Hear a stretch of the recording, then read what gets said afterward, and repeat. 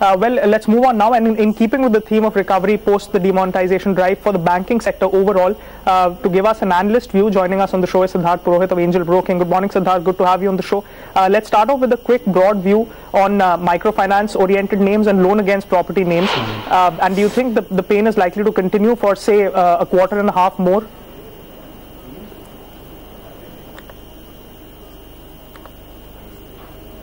See, certainly there is a lack of cash in the hand of borrowers. So the collections efficiency of microfinance industry has taken a hit. But I believe that initially it was the problem was of a bigger magnitude, but now it has kind of stabilized. Now again, it depends on the microfinance and the geography they are operating. The collection efficiency of a lot of microfinance companies based out of South has been pretty decent. It has only been observed in certain geographies, particularly in in case of UP and Maharashtra, certain pockets that that collection efficiency took a hit. But I think it will take we'll come to a situation where it will become more to near normal in some time. Siddharth, let's take your overall view on the banking space as well and the split between PSU banks and private banks. We've seen a whole host of banks benefit out of treasury gains by transferring to the AFS book from the HTM book. Do you think that it's further good to go and it can provide a cushion for capital adequacy?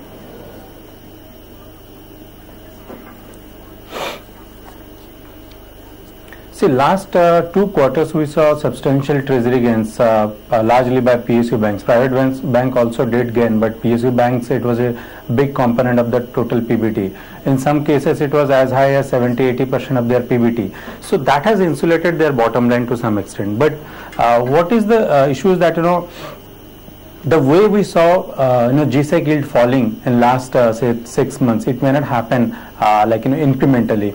Maybe G-Sec will stabilize somewhere near this range, or maybe 30-40 basis point lower from this level. So incremental treasury gains will be very limited. And to my understanding, maybe a large part of the PSUs would love to book that profit during this quarter and the coming quarter, and take some part as in the reserve, so that capital adequacy is protected.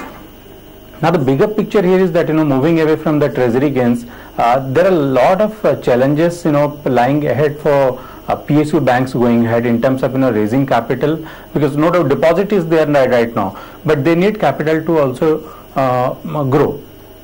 Now another part I would say that if I just have to look at the overall business environment for the entire banking industry, last 6 to 8 months, particularly since year to date, what we have seen is that the demand from the corporate side has really not been good. Rather, it has, if you ask me, then on a year to date basis, the credit has really declined to the extent of 1,90,000 crore on a year to date basis.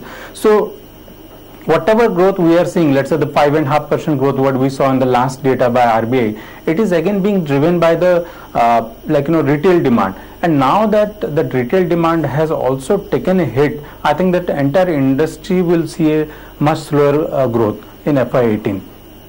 So my sense is that possibly FY18 the credit growth for the entire industry will be somewhere near to GDP growth, and within that PSU would have more competition being faced by the from the private sector space. So the treasury gain, something which was one of for this year and protected the bottom line for PSU, will not be there in FY18 to large extent, and PSU banks might have a lot of headwinds going ahead in terms of operating. Further, operating cost also has gone up in the meantime, and on top of that, if I add that the asset quality, which we are not talking for quite some time right now because of demonetization and all things, but that also is yet to really see any improvement. So if I have to say that there are a lot of challenges lying ahead for PSU banks in FY18 than what it was in FY17. So in terms of growth or asset quality, or maybe in terms of profitability and return ratios, so PSU banks certainly will have tough time going ahead. That's what my view is. So you would maintain and avoid at this point on the overall banking space? Do you at all have any preferences or a pecking order from the banking pack?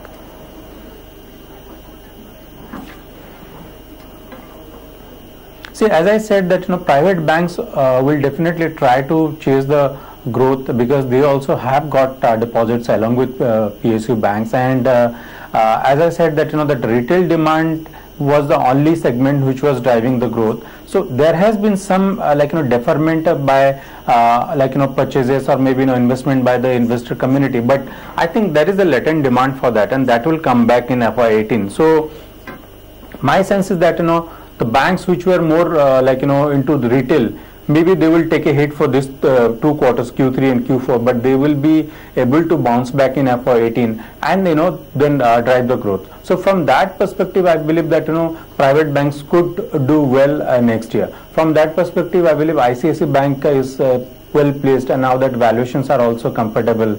Now at current level it is trading say 1.7 times book, and if I exclude the investment and subsidiaries, it is trading at a very attractive valuation of 1.2 times FY18 book. So I think private banks, particularly ICICI Bank, is more insulated, and this can be an investment bet for investors. Thank you so much, Siddharth. We're going to leave it at that, but appreciate you joining us with a quick take on microfinance oriented and LAP names, what the outlook looks like for them, and your preference between public and private sector banks and the road ahead, and possibly the limitation of treasury gains from here on to cushion profitability. Let's move on now and let's focus on the power space. The government plans to replace older thermal plants with new technology. How will this move pan out for existing players, and how does the new technology which is proposed alter industry dynamics, or does it at all?